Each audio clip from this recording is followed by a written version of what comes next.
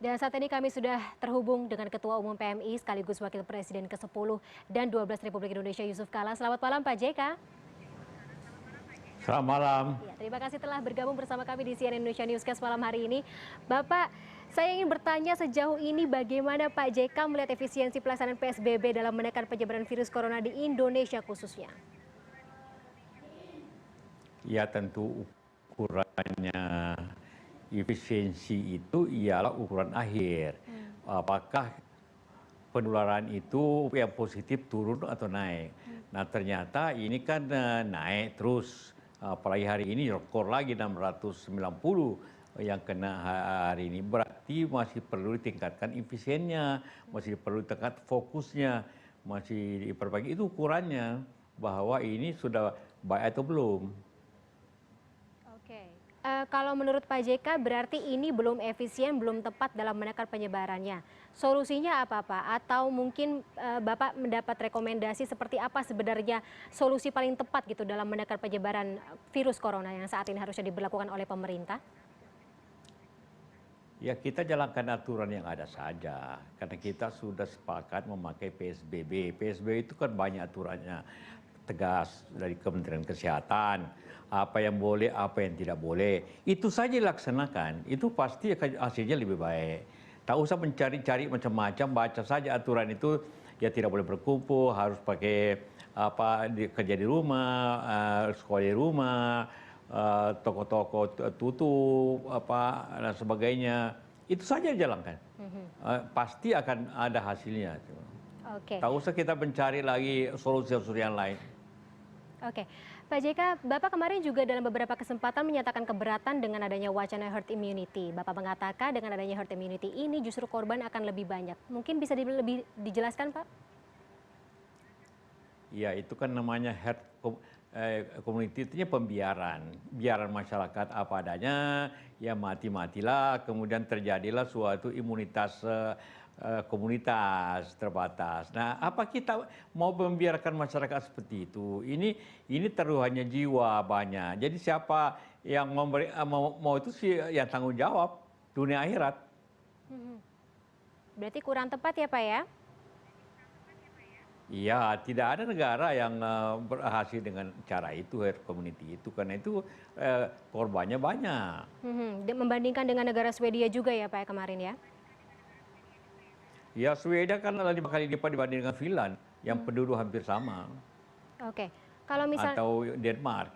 Oke, kalau misalnya melihat Indonesia saat ini, Bapak juga mengatakan ada opsi atau segitiga virus corona yang Bapak katakan itu seperti apa, Pak? Ya, segitiga corona kan sederhana saja. Bahwa kalau selalu kita nyatakan ini perang besar. Kalau perang itu ada orang bertahan, menghindari corona itu. Itulah yang dipitangkan tinggal di rumah, jaga jarak, itu kan menghindari supaya jangan kena virus. Yang kedua, kita juga harus intervensi untuk mematikan virus ini, menyerang balik, yaitu dengan cara disinfektan. Itu dijalankan oleh PMI dan organisasi lainnya, kerjasama dengan TNI. Itu dilakukan supaya jangan hanya kita menerima nasib, tapi kita juga harus mematikan virus itu dengan cara disinfektan. Dan itu dilakukan di negara-negara yang berhasil turun seperti di China, di Korea, di Taiwan, di Vietnam, di New Zealand. Semua dilakukan seperti itu. Sehingga terjadi kombinasi antara pertahanan dan juga penyerangan balik. Nah nanti setelah itu yang ketiga, pilar yang ketiga atau segitiga yang ketiga ialah upaya penyembuhan kesehatan oleh para dokter, rumah sakit, para luar biasa. Itu kalau terjadi korban baru tugas. Jadi tapi di depannya itu adalah pencegahan. Teori kesehatan yang umumnya sederhana, pencegahan kan lebih dahulu daripada kuratifnya. Jadi promosinya dulu, pengertian, mitigasi, baru pencegahannya, baru pengobatannya. Itu kan urutannya begitu. Jadi pengobatan itu di belakang. Kalau ada orang kena gitu kan. Idealnya seperti itu ya. Tadi Bapak juga mengatakan PMI berada di segitiga atau titik intervensi. Kalau sejauh ini seperti apa Pak peran PMI dalam mengintervensi masuknya virus corona atau penyebaran virus corona di Indonesia Pak? Kita tahu bahwa virus itu bisa dimatikan dengan disinfektan. Mana-mana jalankan itu. Malah kalau Trump lebih ekstrim lagi, kalau orang sakit bisa diobati dengan disinfektan itu, walaupun itu berbahaya, suruh suntikan. Tentu tidak. Tapi kalau karena kita tidak tahu itu virus itu ada di mana, maka harus dilakukan sterilisasi kota atau lingkungan, tempat-tempat umum, supaya virus itu jangan melekat di situ. Ke rumah-rumah orang kita bersihkan. Itu dijalankan oleh ribuan relawan PMI di mana-mana di seluruh Indonesia, lebih khusus lagi di Jabodetabek itu berjalan terus panjang hari sampai dari pagi sampai malam, dilakukan dengan relawan yang ada. Disinfektan dan juga gerakan cuci tangan ya Pak ya. Pokoknya semua harus higienis begitu ya, diri sendiri. Harus higienis sendiri. Oke. Kita jangan menyerah kepada nasib. Harus usaha terus ya Pak, ikhtiar ya Pak ya. Oke. Iya. Ya, Pak JK, Bapak juga menyorot permasalahan ekonomi di Indonesia yang kita tahu kalau misalnya dampak dari virus corona ini berdampak paling besar kepada rakyat kecil dan bisa ditangani kata Bapak dengan bantuan langsung tunai. Tapi caranya gimana nih Pak agar tidak menjadi masalah sosial ke depannya? Ya memang akibat kita minta rakyat itu, masyarakat kita itu tinggal di rumah, tidak bekerja artinya, berarti tidak berpenghasilan. Karena itu mereka belum tentu punya tabungan, sehingga karena tidak bekerja, tidak berpenghasilan, maka mereka sulit hidup, sulit makan. Maka pemerintah bertanggung jawab untuk memberikan dia kehidupan dengan cara BLT, bantuan sosial. Ini harus segera, dan itu pemerintah sudah membuat anggaran yang cukup untuk itu sebenarnya. Tinggal pengaturannya, diberikan BLT, bantuan langsung tunai, dan itu bukan hal yang baru. Itu 2005 kita sudah jalankan itu, seperti itu. Oke, tapi mungkin pengaturan BLT seperti apa yang Bapak bisa lihat atau Bapak pantau selama ini pelaksanaannya bagaimana? Tapi tahan dulu jawaban Pak JK, kami akan kembali bersama dengan jawaban Bapak setelah jeda berikut ini. Tetaplah bersama kami di CNN Indonesia Newscast. Bapak jangan beranjak dahulu ya Pak ya. Terima kasih Anda masih bersama kami di CNN Indonesia Newscast. Kita akan kembali bergabung bersama Wakil Presiden ke-10 dan 12 Republik Indonesia Yusuf Kala yang juga merupakan Ketua PMI saat ini. Selamat malam Pak JK, kembali ya bersama kami di CNN Indonesia Newscast Pak. Ya. Bapak tadi. Malam lagi. Bapak tadi saya ingin menanyakan pendapat Bapak mengenai pemberian bantuan langsung tunai. Ini sebenarnya kalau dari lapangan banyak masyarakat yang mengeluh pemberian bantuan langsung tunai ini tidak menyasar ke seluruh atau ke orang-orang yang paling membutuhkan. Mungkin tanggapan dari Bapak seperti apa? Ya memang dengan penduduk yang begini besar, yang mungkin 30% harus diberikan BLT. Datanya memang sulit akurat. Tetapi jangan lupa, kalau ada yang salah itu pasti bukan orang kaya yang dapat, tapi orang yang mungkin hampir miskin aja. Dan tidak apa-apa, dibagikan dulu dengan data yang ada. Kalau ada nanti yang belum dapat, dikasih lagi, di data ulang, ditambah lagi. Itu paling 10%. Memang tidak pernah ada, sejak dulu tidak ada akurat, karena data itu mungkin disusun 3 atau 4 tahun yang lalu, keadaan sudah berubah, dia mungkin ada rezekinya sehingga hidupnya lebih baik atau gimana, sehingga tapi tidak apa-apa, itu dikasih aja. Pengalaman kita seperti itu untuk rakyat kecil juga, untuk bangsa kita juga, untuk rakyat yang sederhana juga. Itu jauh lebih efektif BLT itu dibanding dengan pemberian paket macam-macam, karena kalau dikasih uang katakanlah 100.000, dia belanjakan di sekitarnya, di kampung sekitarnya, dia beli beras sekitar situ, mungkin dia beli minyak di sekitar situ, dia beli makanan sekitar situ, sehingga ekonomi juga di sekitar sana itu hidup. Kalau pakai yang dibawa dari kota, dari Jakarta, tentu yang dibeli itu hasil industri. Tapi ini kita butuh tumbuh ekonomi juga. Jadi kenapa sejak dulu itu kita jalankan BLT supaya ekonomi bisa berputar juga di sekitar tempat tinggal daripada rakyat itu. Yang penting masih bisa makan terlebih dahulu ya sambil bertahan di tengah PSBB seperti ini ya Iya, Pak ya. itu yang dulu, itu yang prioritasnya dulu. Oke, Pak JK ini juga ada wacana relaksasi pembatasan yang akan dilakukan pada awal Juni Pak setelah Lebaran. Dan ini kan masyarakat suaranya terbagi dalam dua mayoritas ya. Yang sanksi karena melihat saat ini kurva penyebaran belum flat ya. Dan yang setuju karena mereka ini didasarkan kebutuhan ekonomi, ingin mencari kerja karena mereka tidak dapat pekerjaan setelah diberhentikan akibat pandemi virus corona. Pak JK melihatnya seperti apa Pak dengan wacana relaksasi PSBB ini? Kalau PSBB berakhir, katakanlah kan mesti berakhir juga di Jakarta kira-kira berakhir di bulan Juni kan, awal Juni. Otomatis terjadi relaksasi, tapi tidak berarti tidak ada aturan yang berlaku ini aturan kedaruratan. Karena kita sudah dinyatakan bencana kedarurat nasional, sehingga tetap diberikan BLT kepada masyarakat dan kita batasan-batasan yang normal ya, yaitu jaga jarak, pakai masker, cuci tangan, itu kan tetap berlaku aturan-aturan seperti itu. Kemudian juga ada secara bertahap pembatasan orang kerja, mula-mula apa dulu, katakanlah industri pabrik dulu, mula-mula industri apa dulu, restoran apa dulu, tapi katakanlah bioskop jangan dulu, turis mungkin belakangan. Jadi ada tahapan-tahapannya seperti itu, sehingga normal itu juga ada rencananya tidak langsung dibuka gitu sembarang orang kayak dulu sebelum COVID itu, tidak seperti itu. Menentukan skala prioritas dulu ya Pak, jangan digebiahuya ya Pak kalau katanya orang-orang. Ya. Oke, Pak JK ini juga yang lagi rame mengenai konsep the new normal untuk Indonesia. Gimana tanggapan Bapak? Jadi normal itu pertama karena aturan tetap jalan dan bahaya tetap ada.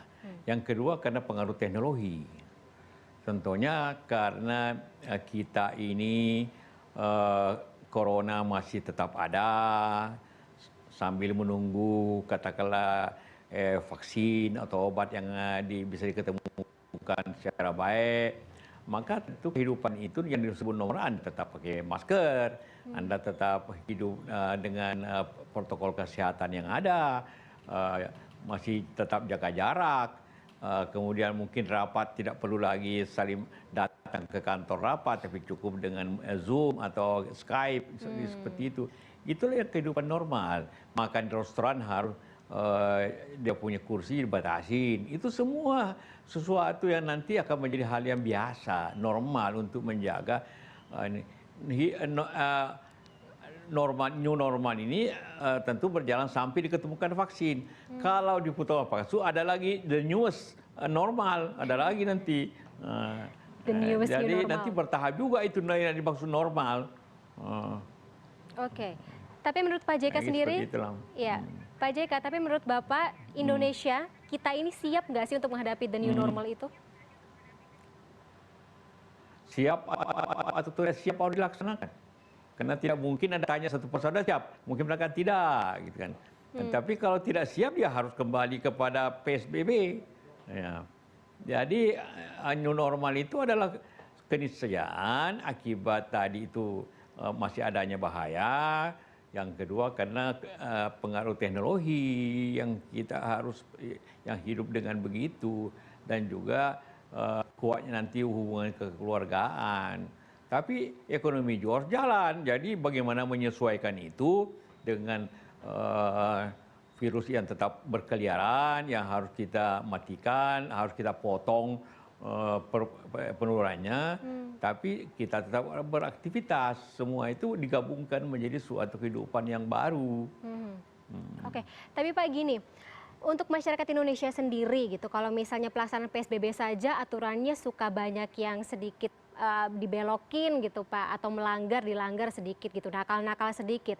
Nah gimana caranya agar masyarakat ini bisa diedukasi gitu, warga kita bisa diedukasi untuk siap kemudian juga nurut gitu dengan pelaksanaan the new normal itu sehingga bisa tercipta akhirnya nanti kesinambungan ke depannya gitu, kita sama-sama siap untuk menghadapi the new normal pasca virus corona di Indonesia Pak. Edukasinya kemudian juga penegasannya. Ya pertama, ya otomatis pertama edukasi, sosialisasi, Kedua ialah adanya ketegasan penegakan aturan. Tanpa kenegakan, maka masyarakat akan tidak disiplin, menganggap norma-norma saja. Ketiga, harus ada dukungan bantuan dari pemerintah orang yang tidak bisa menjalani kehidupan biasa, harus diberikan BLT terus, mungkin sampai setahun. Itu tidak apa-apa, itu tugas negara dalam keadaan darurat seperti ini. Oke, negara juga siap Pak untuk menghadapi situasi seperti itu? Harus siap. Artinya itu kan masalah anggaran.